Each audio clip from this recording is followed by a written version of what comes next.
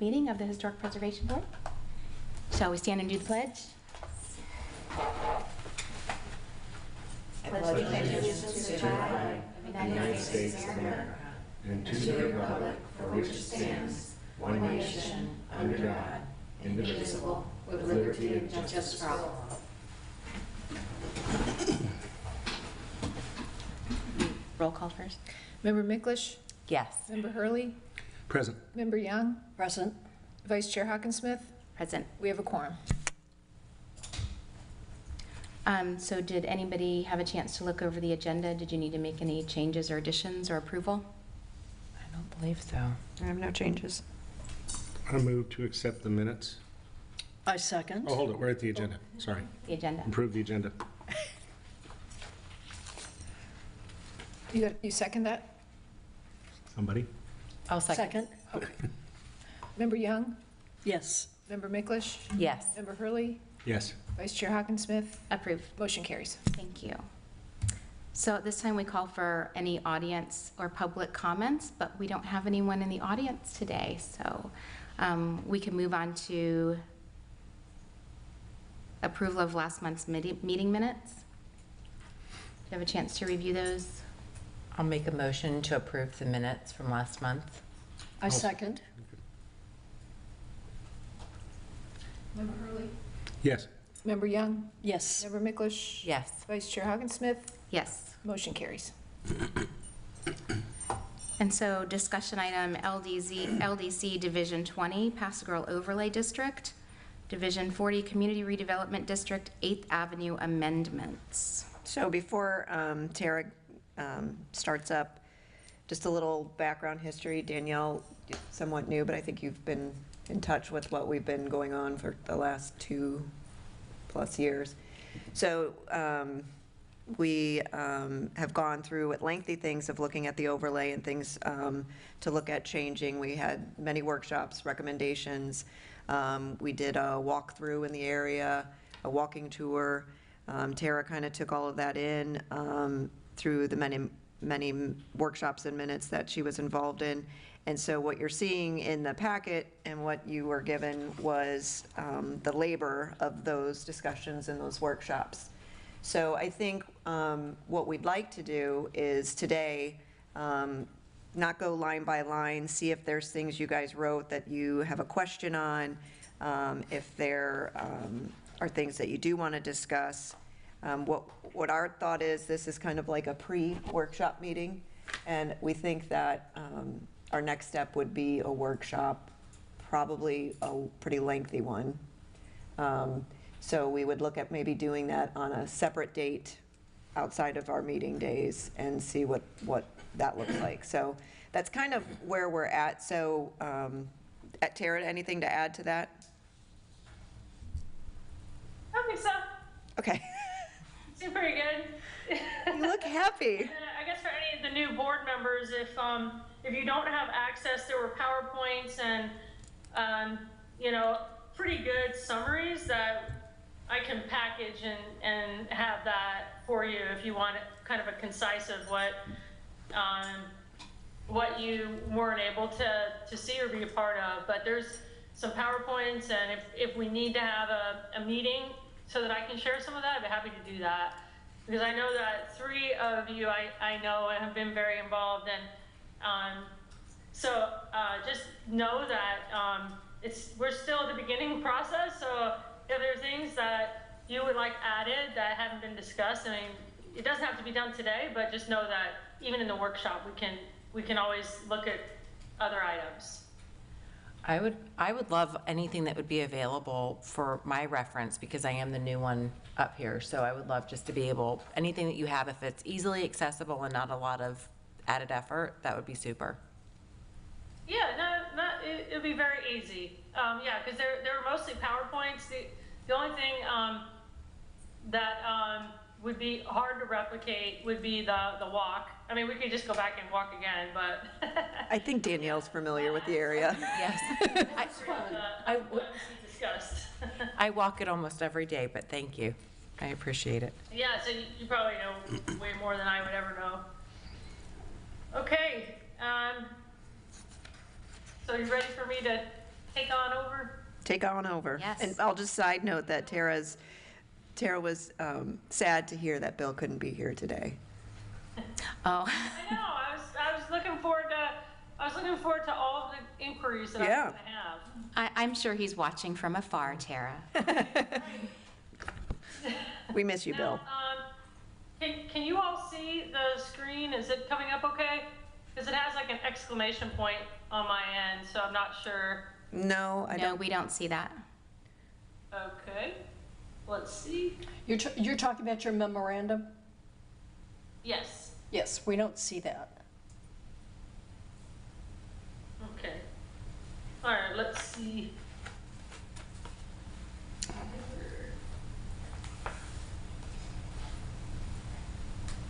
There we go. I love technology. Yep. Oh, is it there? Yep.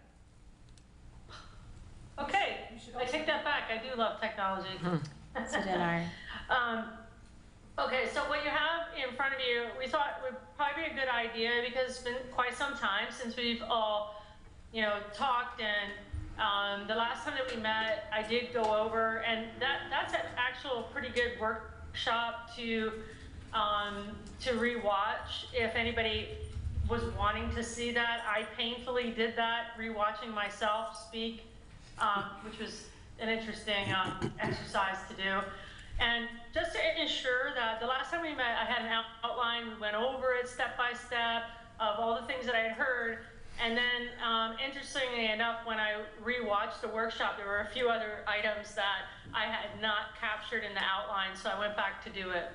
So the first 3 pages of your document, if you have it electronically, you don't have to have it right now, but if you have it electronically, I have linked, it'll say, for example, the PAG overlay, and then it says update section 20.01, purpose and intent, and then if you go to the next column and it says section 20.01, if you click on that, it will bring you right to the section.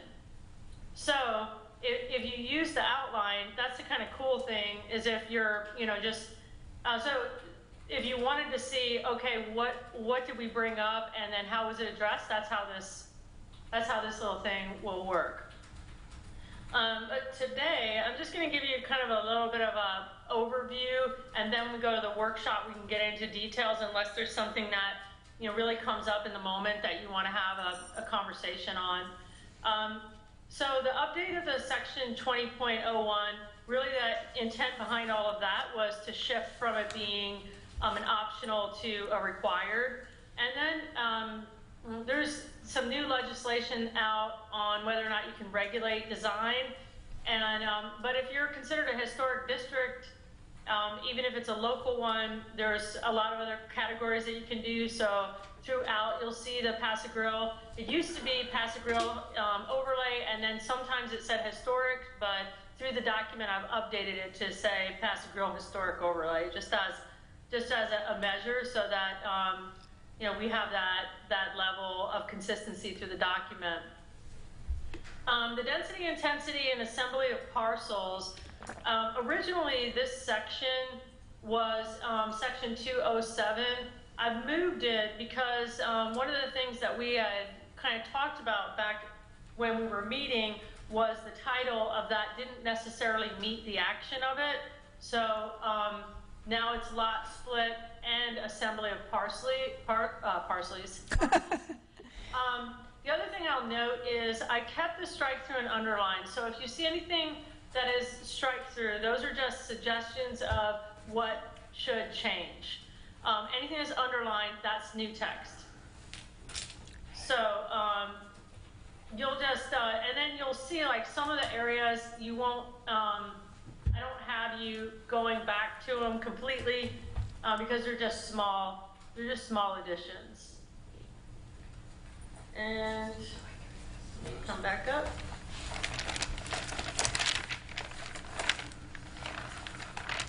Okay.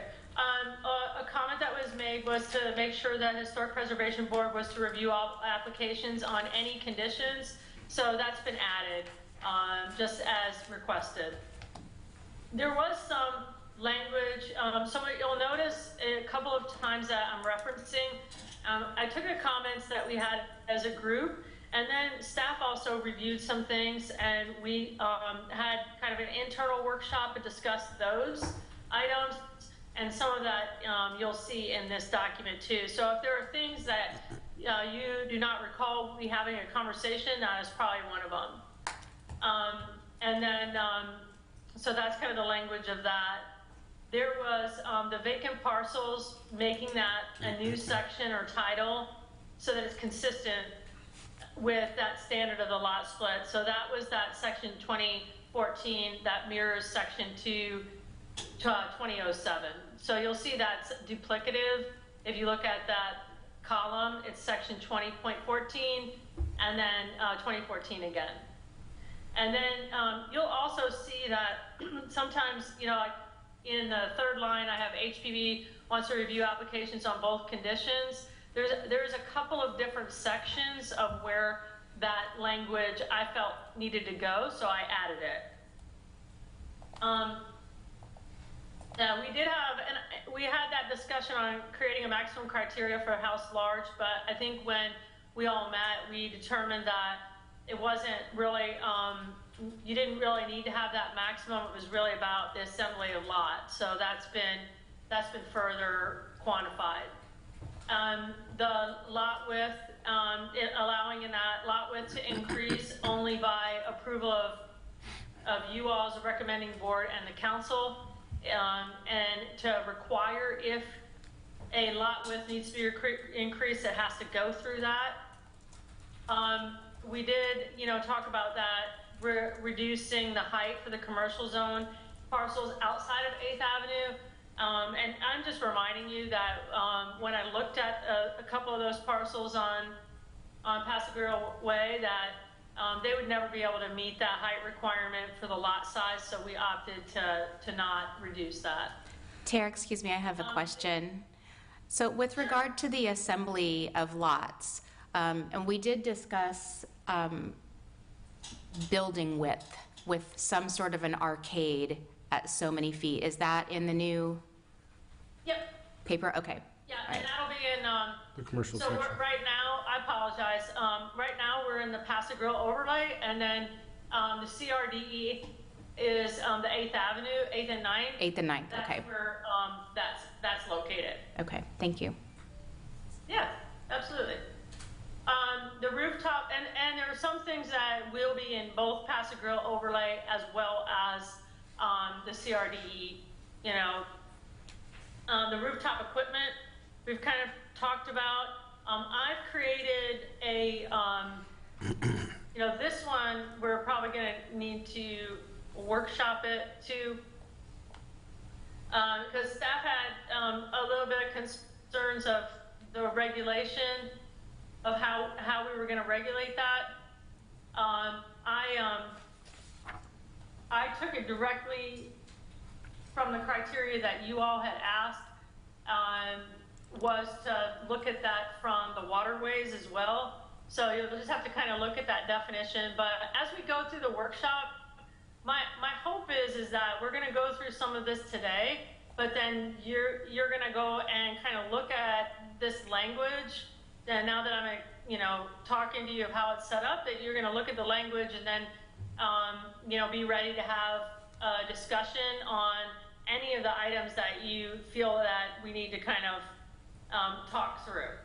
A lot of the standards we already did walk through, so I was just gonna bring up the waterfront one.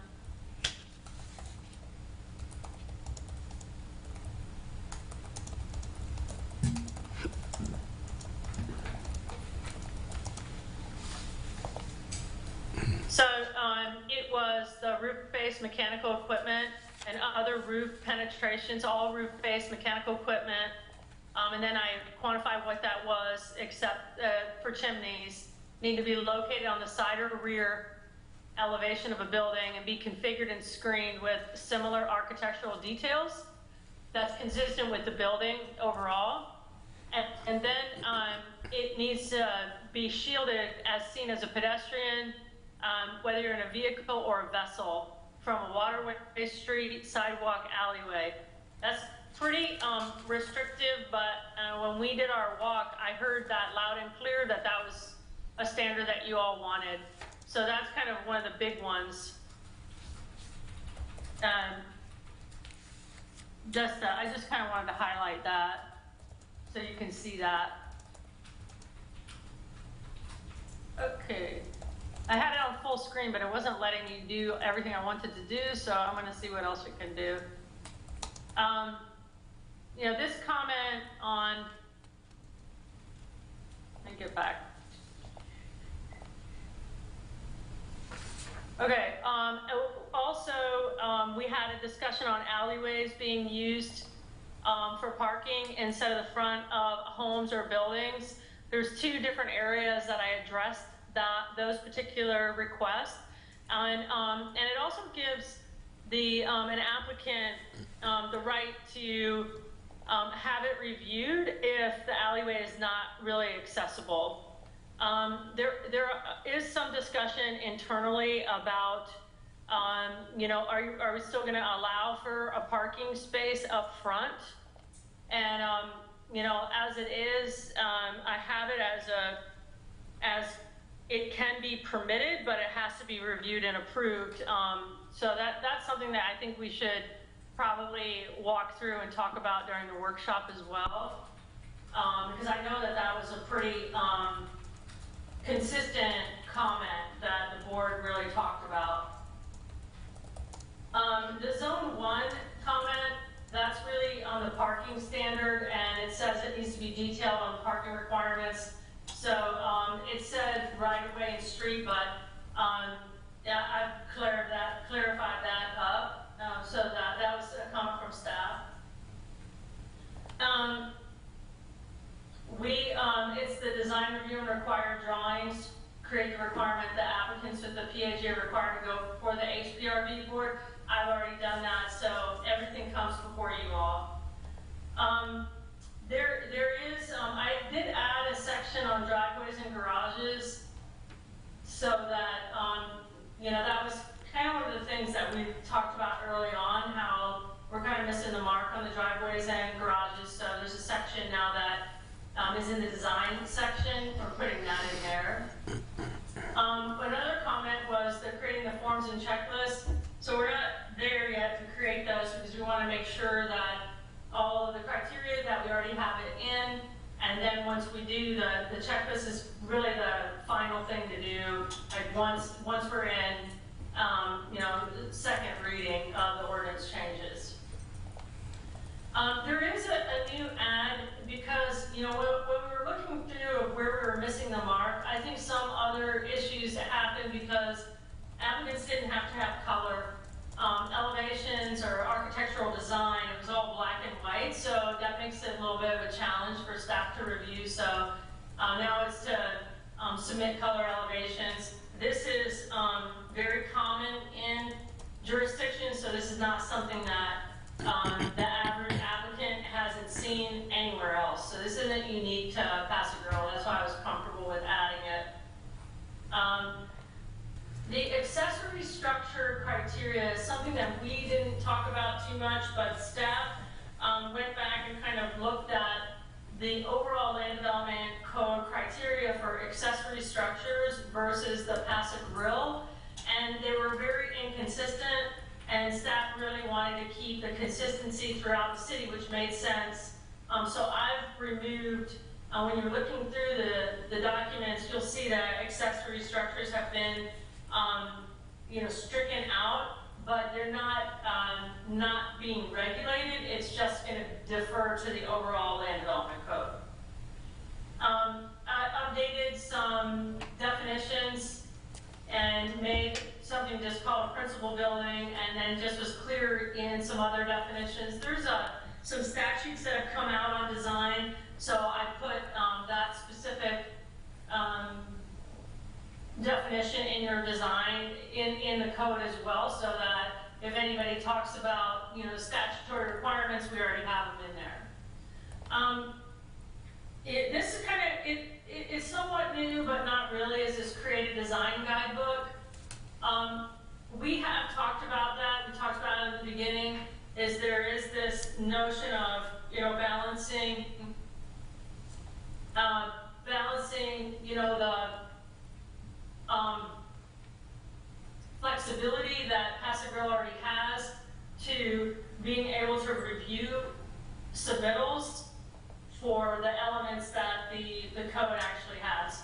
So the companion design guidebook would come in after the approval of the ordinance, and it's really like for most of you when we went through that PowerPoint of showing what was meeting the code and what wasn't, I would imagine the guidebook is going to have more of that so that you can visually see the elements. So that'll make it a little easier during review, and then you don't necessarily need an architect. I've also updated the requirement for architecture plans to be signed and sealed by an architect. The statutes also protect applicants from doing that, having to have an architect. My opinion on that is it really only benefits the applicant to have an architect, because the city can review things, and if that applicant does not have an architect, they're going to rely on the city's findings. So, it's really, it was, in my opinion, it helps an applicant, so they're never going to not have to do that, but it's, now if they don't want to, it might make it harder for them, but it's their choice. I guess that's kind of the thing. I did look at the general building design, and now we're at CRDEA. So we've kind of moved from Passive Grill, and then here are the comments moving on 8th Avenue, and then we kind of might want to address a couple of other things. I added the general building design criteria that was in Passive Grill's overlay, and I added that to the CRDEA. It's not extremely specific, but they're basic standards that were put in that the board had asked for. We talked about the base flood elevation, how that's measured, that it's spelled out in the section, and the way it's being measured is not being changed at this time. And then the requirements for the design, they've actually been included in that general building design. The one that you probably want to take the most look at, but this is what we workshopped too, was limit the lot assembly or set maximum building lengths fronting each other and side yard minimum separation of buildings. So that's if there are multiple parcels that get assembled, it will ensure that the mass and scale of the area is maintained. But there were also, during review, you as a board will be able to look at that. It also has the criteria the same as Passive Grill overlay that talks about lot assembly. So before, you as a board did not ever see any of that with CRDEA on lot assembly, either split or assemble. Now that section is in the CRDEA now. We talked about having building cut sheets, but after we kind of reviewed everything, and also there's some more legislation out there, and we determined that having some of the basic standards would be sufficient enough. The residential reviews, that also is talked about, the overall building length requirement addressed the issue. There were no updates on, now there's no updates on the BFE measurement, but you'll see in this section 4014G, I think a couple of you had talked about a step back, and so I added the step back requirement after the base flood elevation, and then the building has to be stepped back. I think it's 10 feet. So you'll see that standard in there. Can I interrupt for a second? Okay, go ahead, sorry. I had a question. In the way you're handling the term BFE and that it didn't change, well, it's not going to change. But the overall height had a maximum, and the way it was applied was the question. And that was, if we had a maximum height of X, 35 feet, that when you deduct the BFE from it, that would be the maximum living space that would be allowed above BFE would be the amount deducted, for lack of a better term. If BFE is at 10 feet, then you would have a maximum buildable level of 25. That's not being addressed, or is it still going to be BFE plus 35? It's still gonna be BFE plus 35. I think that's a good, because that's how it's applied citywide, so, and I know that the board does not want that, necessarily, so I think that it's definitely a topic for our workshop discussion. Because that's not the way it's applied throughout the city. It's not applied that way in the residential areas of Paso Grove Historic Overlay. Anyway. Sorry, if I may, Tara, it's not applied like that citywide? Because that was a commission. That was one of my basic pick points about it, is that the residential height in the Paso Grove Overlay was originally at a number like 35 or 38 feet. Then they came in and they started applying a BFE to it. Correct. So then it became BFE plus 25. They approached it what I consider the correct way.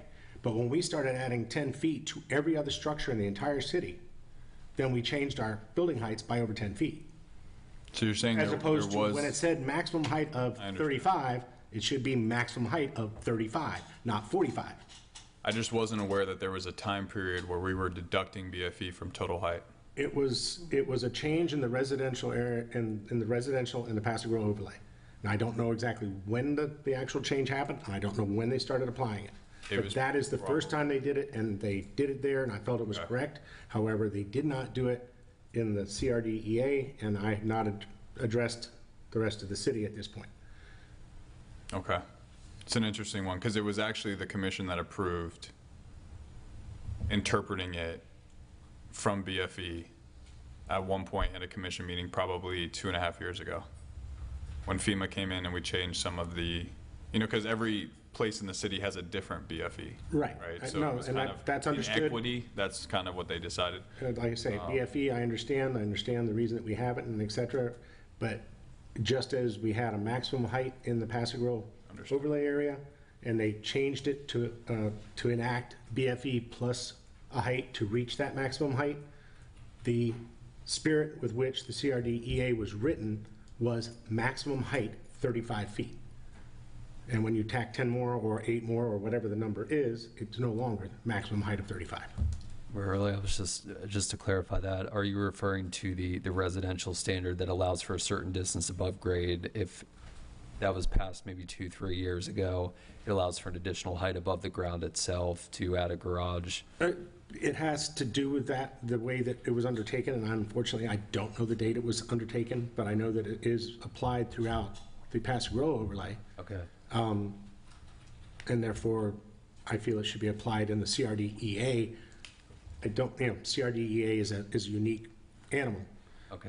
How it's being applied throughout the rest of the city, I haven't researched, I don't know. Okay. But if we had a methodology that kept our houses, our single-family residents at a height that was acceptable to the other existing structures, then that was the goal of the 8th Avenue district, was to not have buildings that would be much larger than the existing structures that were already there. And that was the whole point of asking the question about, if it's a maximum height, it's a maximum height.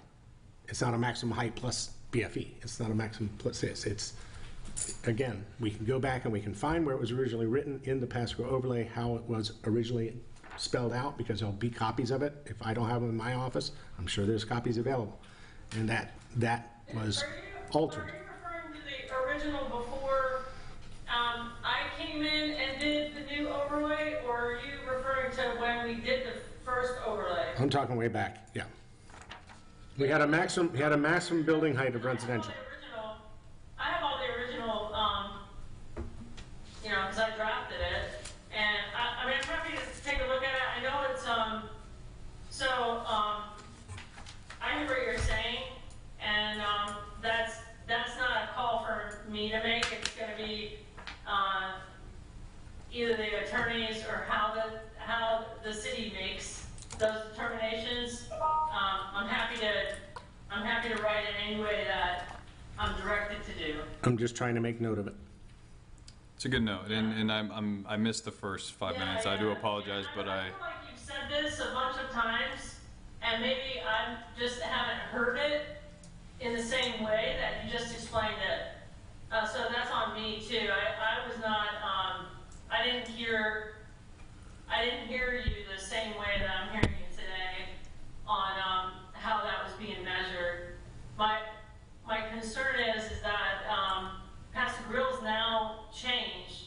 So can we go back and change the overlay back, or are you only wanting to make sure that the CRDEA doesn't revert or doesn't change like the Pastor Grill overlay did? That kind of misses the mark. I want to be sure that if we have something that we called out in an original writing of the development code, that it had a total of a maximum height, it's not a maximum height plus BFE. It's a maximum height. Maximum height means maximum height. That means it's BFE plus whatever the difference is to meet that maximum height. no, and that makes sense. I think that's probably when we have the joint workshop with the commission, probably going to be something that we bring up. The only thing I have always been empathetic towards is building FEMA compliant is not necessarily an option anymore, it's a requirement. And Right? again, So essentially what you're doing is, because people have to FEMA regulate the first 8-7 feet, you're taking height away from them based on a requirement that we didn't impose, but that came federally. but it's been a requirement that's been around for quite some time. It's not new. Only because they now call it BFE instead of total height. It's not a change. It's just a change in semantics. And at one point, it was misconstrued to where it was maximum height plus versus maximum height minus. Got it. And that's, we want to change our codes as a city and say we want all our residential, Passive Grove overlay homes to go to 40 feet. And city agrees, the county city commission agrees, and then they're going to take the BFE out and build 30 feet above BFE or whatever. I don't have a problem with that. I just want to make sure that we're doing it in a way that is consistent. Got it. Maximum height means maximum height. Including BFE. Mm-hmm. Understood. Okay, so when BFE changes over time, people that have 40 feet might only yield 15. And that's what you're saying is this maximum, regardless of FEMA, regardless of flood area, that's just the way it should be. That's what I'm hearing. Again, we've applied that. That rubric is applied already in the Passive Grove overlay. So yes, as BFE changes and you get down to where you're not be able to put 2 living levels above BFE, then it's going to come down to us as a city or the commissioners to go ahead and regulate that. But it shouldn't be a carte blanche item unless we have discussed it and everybody as a city is aware of it. Do we define total height? We did. We used to. So it's not in currently? And I can remember. Total height is currently Brandon, written were you here in the CRDEA. It says maximum height 35 feet. It says that flat out. Yeah. And it used to say that in the Passive Grove overlay. There was a maximum height. And they altered that to say BFE plus whatever the number was. And I don't have a problem with that as long as it's done that way.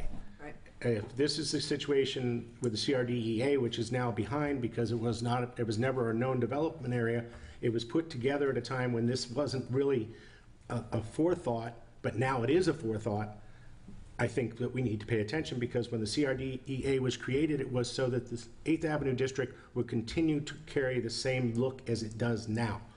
So because there's so little development in it, it never got exercised. And when it got exercised, we found a flaw. So I just want to see that we address the flaw.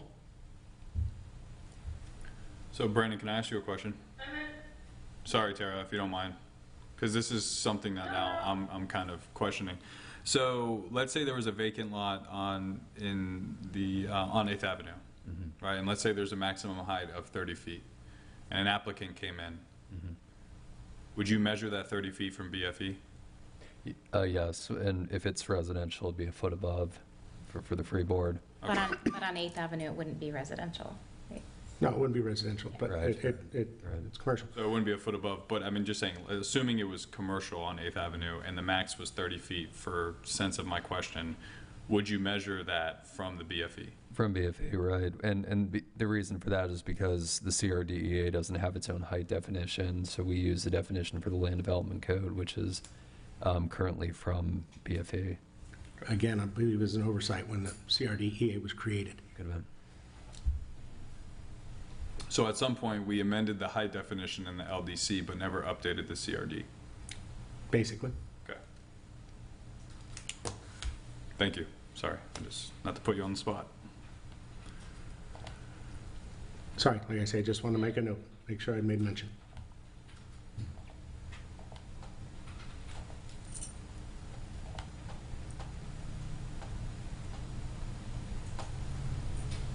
Yeah, now I pulled out the Pass Grill overlay. I think that,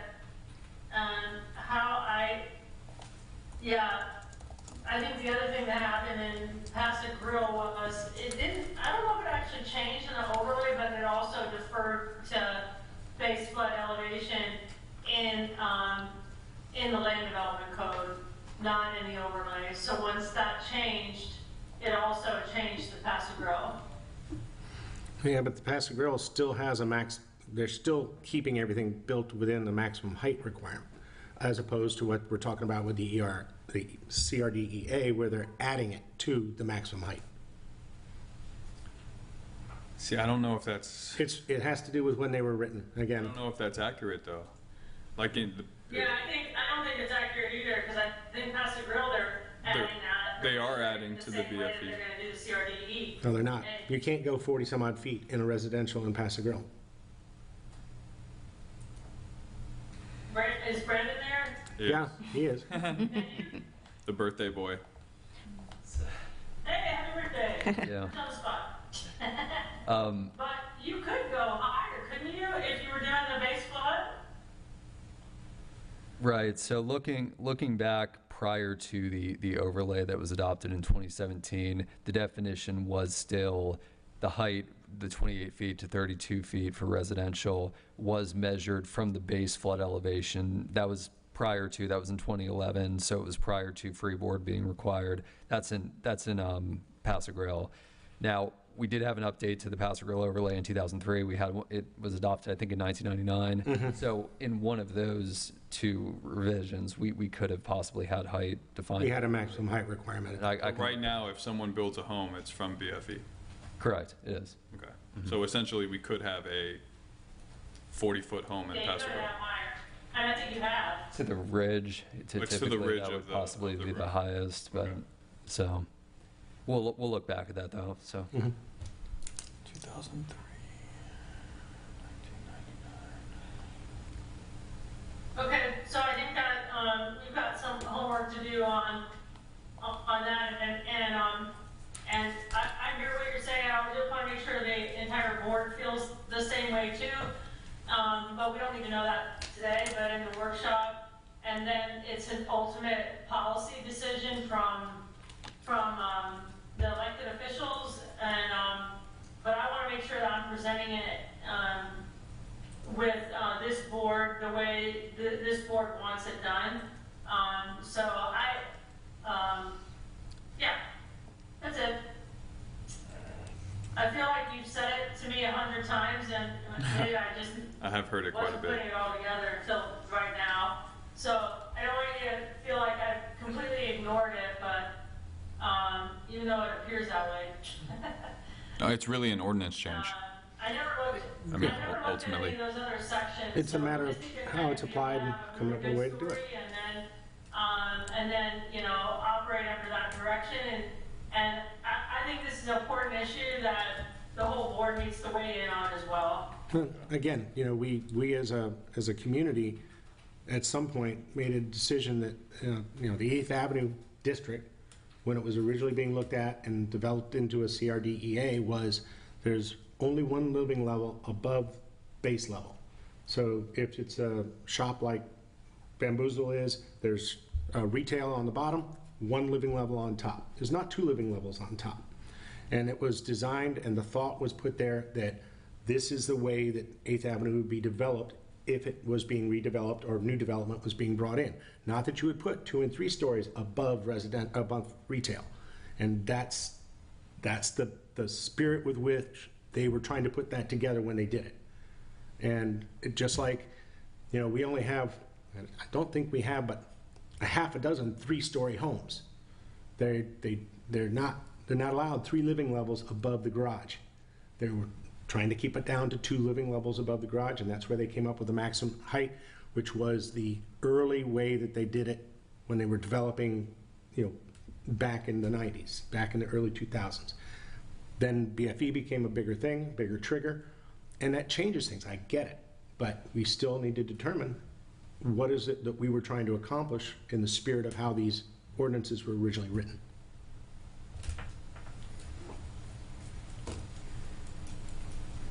No, thank you. I appreciate the history.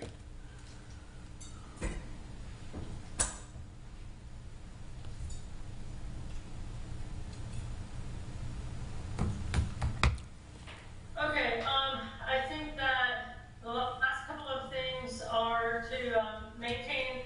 So we had early discussions had thought about combining the Pasadena overlay and the CRDA. We just determined that it was better just from a consistency standpoint, a use standpoint, to maintain those as separate. And so we're going to maintain the CRDA and then Pasadena overlay. The staff. I found this on the web for G and then Pasadena overlay. Check it out. Sorry, Siri comes along with it. I don't need her to. The staff talked a little bit about, you know, if we're going to be using the alleys, and can we have some standards for waste management? So I've added some standards and criteria, and that's just if you're coming in your commercial, you know, how giving the staff the level of being able to review how things are being stored and what it looks like in the area. And then the last item is the rooftop equipment, and I already kind of talked about that already. And it basically means that if you can view anything on the roof and it's not screened, it would be prohibited. So whatever gets put on the rooftop has to be integrated into the building. That's kind of the long and short of it. And we can talk about whether or not you want to maintain that. When we workshopped, what I had heard was being on a boat, looking out and down on the district, that you could see a bunch of equipment and it was unsightly, and the request was to not permit that any longer. So that's that standard. And I think that is it. So if you don't have the electronic copy, you'll see that when you go through the document, there's going to be some other things that didn't meet that line item, but you'll just notice that it's just additional text, or you know, I've cleaned up some things so that you can read it differently, but the substantive changes are all in the table.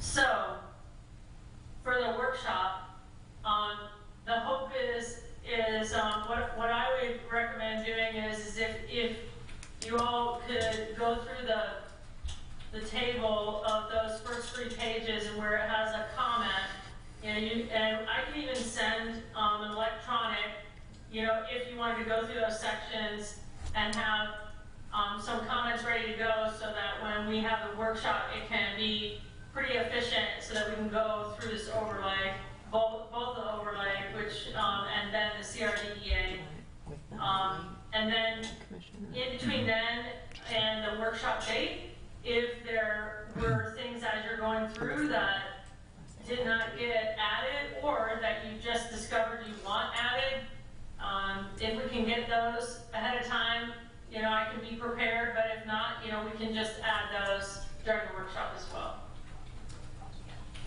That's all I've got. Happy to answer any questions or talk about whatever y'all want to talk about. I have a question that's been bothering me. You're probably unaware of it, Tara, but the city has made a sweeping change in that they no longer allow garbage pickup in alleyways. Mainly because the garbage trucks are too heavy, they're damaging the shell, I believe, and et cetera, of the driveway, of the alleyways, so that now all residential pickups are done curbside. They can no longer be picked up along the alleys. And they tried to tie it in specifically to shell alleys, but even if it comes down to 8th Avenue in the commercial district, there's only one paved alley there. All the rest of them are shell, which means that based on what the city's requirement is as of today, that garbage pickup off the alleys is going to be an issue. Yet we do have several businesses there that have their dumpsters out in the shell. And unless it's addressed between city / works department and then what we're trying to put together here, we may create a problem because there's 3 out of the alleys, 5 out of the 6 alleys in that area are shell. Right, yep, I did not know this, so. It's real recent, 30 days or less. Okay. And then you end up with dumpsters in the main pedestrian corridor. Yeah, we got issues with that now. I have no idea how we're going to get certain trash pickup on streets where there's bumper-to-bumper parking because the residents have no parking and are all parked on the streets, and they're going to have to put the trash between the cars to try and get the trash men to pick it up. We've created a little bit of a problem for us on the short term. I'm sure it'll get solved. It's just we've got a bunch of questions that are just brought out. You want to maintain the shell alleyways, right? Because that was in the resolution. That's part of the charm of Pass Grill and et cetera, is it's shell alleys. So it's going to be a matter of how you blend it, how it gets blended together. It's part of the charm. It also limits the speed of the traffic and the amount of the traffic that goes down those little alleyways. For people who don't live down those alleys, there's no need for them to be driving down there unless they're picking up trash. Yeah, I mean, we created all these standards to encourage the alleyway to be getting utilized too. And again, on a car basis or, a single passenger, a passenger vehicle is probably not an issue. It's just that we brought it in because we're trying to protect them because of the weight of the garbage trucks. Yeah. I just don't know how we're going to be able to blend these two situations together for future development on 8th Avenue. Yep. Yeah, thank you for that. I have a meeting with the Waste Connections to go down there and be on site to actually see what we can do to address some of that. And so take them down 3rd Avenue and garbage pickup time. I know. There's bumper-to-bumper cars parked on the streets. I have no idea where the people are going to place their receptacles and how they're going to get in between cars to grab receptacles. And I hear you. Hearing car alarms going off all the time. Oh, people will be really excited about any bumps and things and all that. That'll be the next thing we'll hear about. So we're going to have the regular meeting in October, but how does a workshop in October sound for you all? Usually what the clerk's office does, and I'm going to ask for a favor, Ginny, if we could send out, they do like a doodle poll where everyone will click a date and the one that's picked the most will be the date that it's set. But we as staff and in our office thought it was probably beneficial to have a separate workshop devoted strictly to this and not kind of tied into your regular meeting.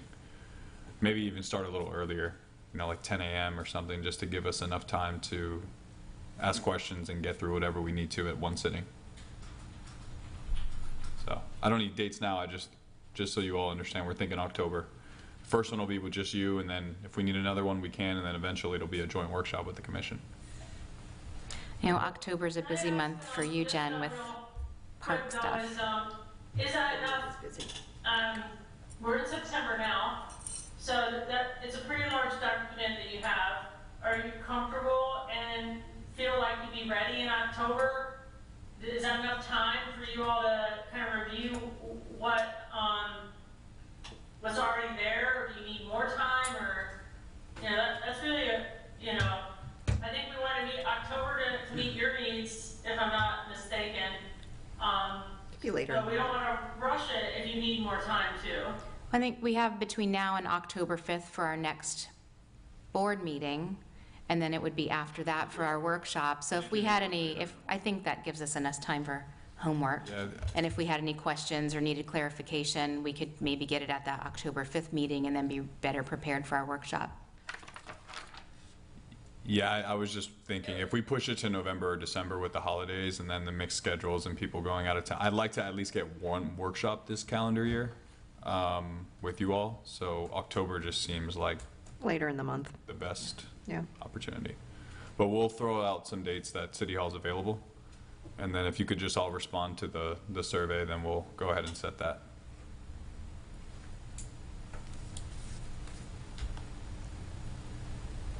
And ideally, all of you would be available. What about that, I mean, we could meet at City Hall, but what about that building that's in Paso Grill that we've met at before? Is that still there? The Warren Warren Webster Webster. building, yeah. Took a Yeah. hit with the flood, It's still there, yeah. standing strong. No, it's not. It's got some wet floors. Yeah. But they're all pretty terrazzo floors, right? The terrazzo floors, let me tell you, were fantastic. We had to squeegee a lot of water out. We got to do the walls again. So I think we've got a plan that will come back to you, and since it's a historic building, there's some opportunities to see if we can get funding for that. And FEMA has declared where we can get some funding. So we're still processing everything, and then we've got the building department had some suggestions for us moving forward that would probably help us if we flood, when we flood again. I think it's, So can we meet in there? I mean, it's just a suggestion, we're gonna workshop and then we start talking about details. It'd be kind of great if we were right in Paso Grill, but, I mean, it's not required, but. The only thing I think about is I like the recording aspect. Right. That's And that's what the clerk will want. so that we can, I regularly. if we rewatch. can record it, we can look at that, so. But it's a board decision. We've taken field trips before. Field trips are fun, but we have to do what the public requires us to do, so. Details, we gotta go measure them, but that's fine, yeah. We could always take another field trip if we needed to. Yeah, I know. That was fun. It'll be a little bit cooler towards the end of the year will too. be. I was sweating last time. That's true, that's true. All right. Well, I really appreciate y'all being flexible with me today as well. It's nice to use you virtually. And thank you for all the input. And I am going to be better prepared for this BFE because it's the last thing I do. I feel very responsible to have a better answer for you. So. Well, and Tara, I mean, please look into it, but just understand that there's limitations here because it would require an ordinance change, right? So, and like I said, I mean, it's come up a lot at this board, and I completely understand it because height has always kind of been a moving platform. But let's just make a note to bring it up at the Joint Commission workshop because I think they're the ones that are ultimately will make a decision on whether or not we change something. Okay. Well, I just want to be able to articulate it in a way that represents how the board has wanted it articulated.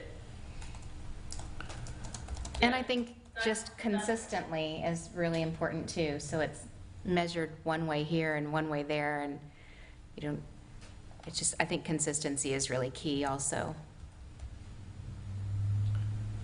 I mean, not to simplify it, but I think what you're saying is you just want a height that's going to include everything. When you say maximum height, you really mean maximum height. Again, that's what the spirit of that ordinance was written, because there's one living level above retail on most of 8th Avenue. No building exceeds 2 stories unless it has a walkabout on top. When it started being construed differently, we picked up 10 feet. So Understood. when you look at the spirit of how it was written and realize that things change, it just needs to be looked at or addressed in that fashion. And if you go back far enough in the city ordinances with the Paso Grill overlay, you'll find that it was originally written up as a maximum height of this, and then it was turned around and it was applied BFE plus a different amount that met that maximum height. And if that's what we were willing to do there, then we should be willing to do it and apply it at least on the 8th Avenue ordinance, CRDEA. Got it. Is that clear enough for you, Tara? Yep. Yeah. Yep.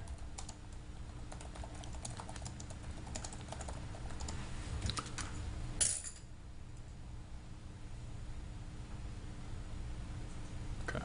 Okay, so our Anything else? next agenda item, discussion item is Resolution 2023-04,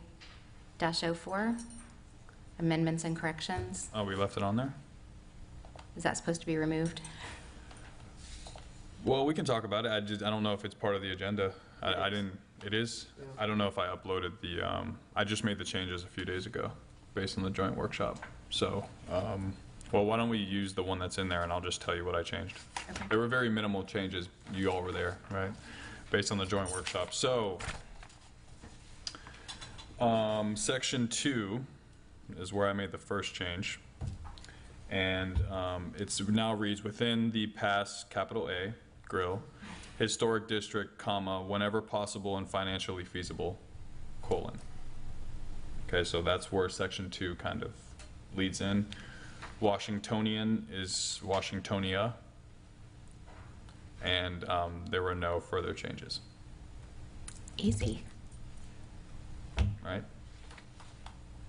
So we just wanted to make sure, because it was kind of a joint, and I know our Chair Lowry is in here, but if there's anything else, because at this point, we're going to take this and go to probably the September 26th commission meeting for approval.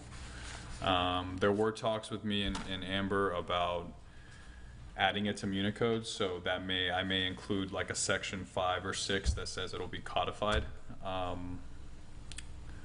But is there anyone that's been on the board long enough to remember receiving a binder when you became a board member? Yeah, we have a binder. and- Well, I mean, yeah, we Danielle's made one for you binder. recently, right? But I was told from, I think, Commissioner Pletcher, when she was a board member, that, I don't believe I got one 8 years ago. no, There is one when I joined, and then I think it stopped. I think there was a personnel switch, okay, and maybe it, it just wasn't. And then I said something about the book, about the notebook, because Tia hadn't gotten one. I said, oh, it's in the notebook, and so then that And she got the started- blank stare from me. Yeah, so I turned mine in, and I guess it was copied. correct. Now I have one too, so I appreciate it. Yeah, we did, when I first got here, we wound up putting together a notebook and making sure that it was all up to date, and we've since updated that, of course. Yeah. So I'll think about that. I know you guys trust my judgment on whether or not it needs to be codified. I represent other boards, and it's very common for new board members to just get a packet of things. This would be the first and only resolution codified in our code. And even then, if no one knows to look for it, then they'll kind of never find it. Well, we talked about having that on our page on the city website that also. idea. Yeah, I like that that's idea. easy reference. Everyone can access that, and it's a living document. So. Did I was you just have an going to idea? say, being new to the board, it was amazing to have that reference material and to be able to flip through the book. I think it's exceptional, and I'm so grateful to have it. And I think it'd be great if other boards had something similar. Yeah, you guys should feel good. I mean, the commission was starting to think, okay, this board's saying things that we need to do citywide. That's all because of what you guys have done, so be proud. Okay, so that was it Okay. for the resolution. So I would like, before we adjourn, I would love to see on, October sounds like it might be pretty busy, but maybe for November to have a recap of the applications that we've approved, any construction projects that are ongoing or designations, and then also with regard to the plaques, how we go about requesting and awarding those plaques for the local historically designated properties.